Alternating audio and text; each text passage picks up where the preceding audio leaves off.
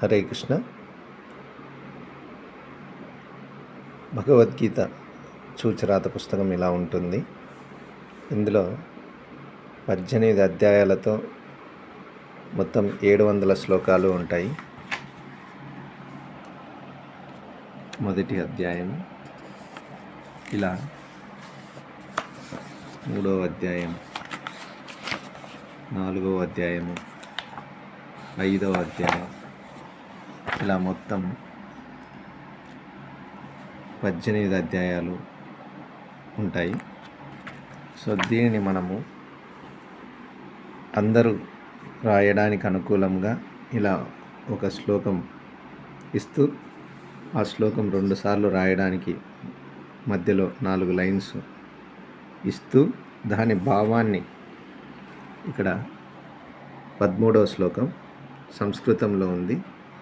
ఈ సంస్కృత శ్లోకంకి భావాన్ని ఈ విధంగా కింద 13వ శ్లోకం యొక్క భావమ అని మనం ముద్రించడం జరిగినది. ఇలా మొత్తం భగవద్గీత మొత్తం ఇలా ప్రతిరోజు రాయడానికి, ప్రతి ఒక్కరూ చదవడానికి వీలుగా ముద్రించాము. దానికి తోడు అందరికీ ఉత్సాహాన్ని కలిగించాలనే ఉద్దేశంతో భగవద్గీత పోటీ పరీక్షలు 2024లో కూడా జరపడం జరుగుతుంది. అందుకు సంబంధించిన బహుమతుల వివరాలు కూడా ఇక్కడ తెలియజేస్తున్నాము.